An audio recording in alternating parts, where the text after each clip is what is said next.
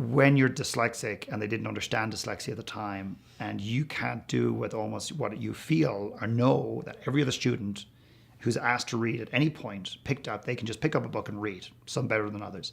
And you're sitting there and your stomach is just in knots, your heart is pounding, like every minute of every day in school. That at any point if a teacher looks around, sees you and says, McKernan, read, that you're going to be exposed in front of your peers, the people that you want to accept you and see you in ways that they can and the ways that you want them to. I remember the teacher saying to me one day, she just said, why do you even come to school? Trust me, I didn't want to go to school. I was sent to school. And she says, why do you even come? Why do you even bother? Like, why do you even show up? And she said to me, you'll amount to nothing here and you're going to amount to nothing out there. And she pointed out the window. And I believed that. Like, I believed I was worthless at that point in my life. I've never forgotten the pain of that.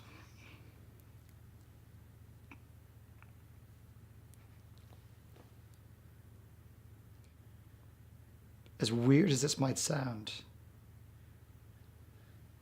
that humiliation, that pain, I think has allowed me to be as good as I am doing what I do right now. It allows me to see people and connect with their pain and see pain that they don't even know exists. We're asking people to share their truth.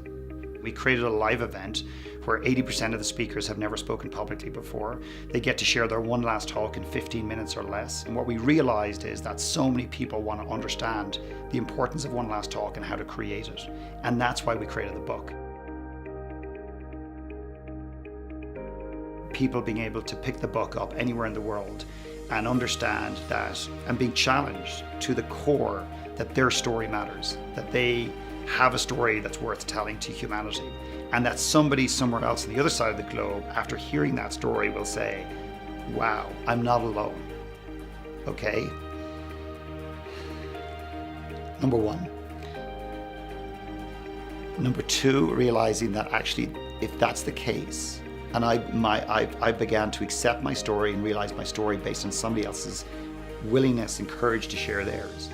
Maybe not just my story matters, but maybe I should tell my story.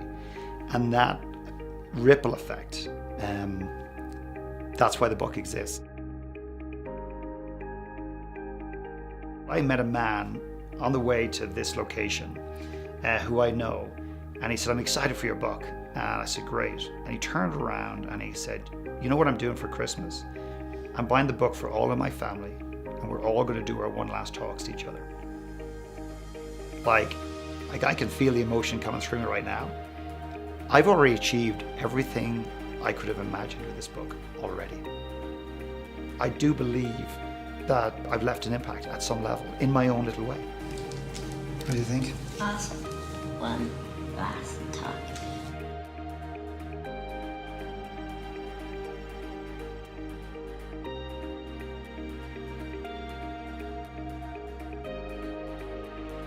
The parts of us that we often hide are the very parts that people desperately need to see.